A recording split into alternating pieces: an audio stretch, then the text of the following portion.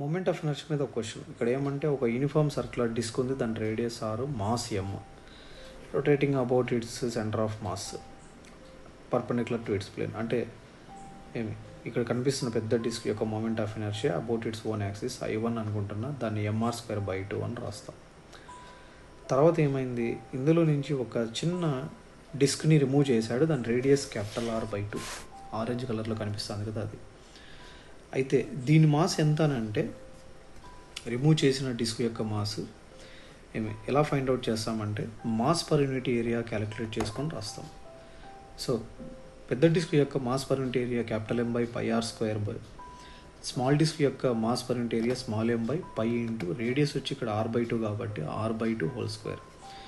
Simplify చేస్తే mass of the disc ఎంత వస్తుంది అంటే M/4, అంటే పెద్ద డిస్క్లో 1/4 అవుతుంది అన్నమాట.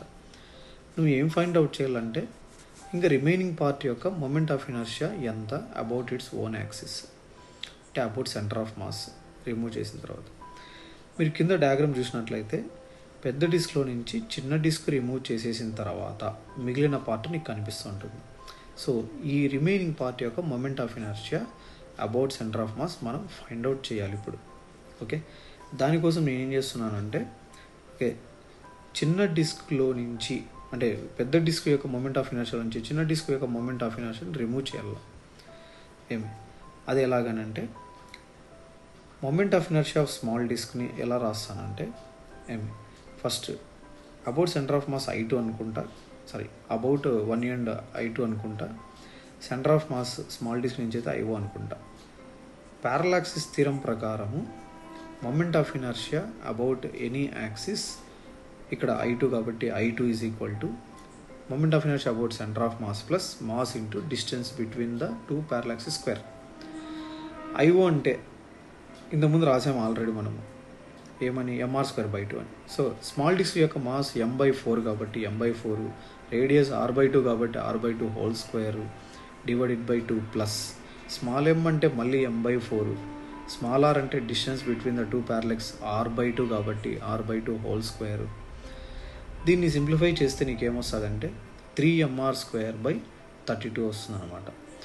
సో ఇది స్మాల్ డిస్క్ యొక్క moment of inertia about an axis at one end. Okay, నీకు ఇప్పుడు రిమైనింగ్ పార్ట్ రావాలి అని అంటే డిస్క్ రిమూవ్ చేసిన తర్వాత టోటల్ మూమెంట్ ఆఫ్ ఇనర్షియా I1లో నుండి చిన్న డిస్క్ యొక్క మూమెంట్ ఆఫ్ ఇనర్షియా I2ని రిమూవ్ చేయాలి. అప్పుడు నీకు రిమైనింగ్ పార్ట్ యొక్క మూమెంట్ ఆఫ్ ఇనర్షియా వస్తుంది. So moment of inertia of the remaining part I is equal to I1 - I2. I1 mr²/2, I2 వచ్చి 3mr²/32. నువ్వు సింప్లిఫై చేస్తే 13mr²/32 వస్తుంది అనమాట. సో ఇది moment of inertia of the remaining part.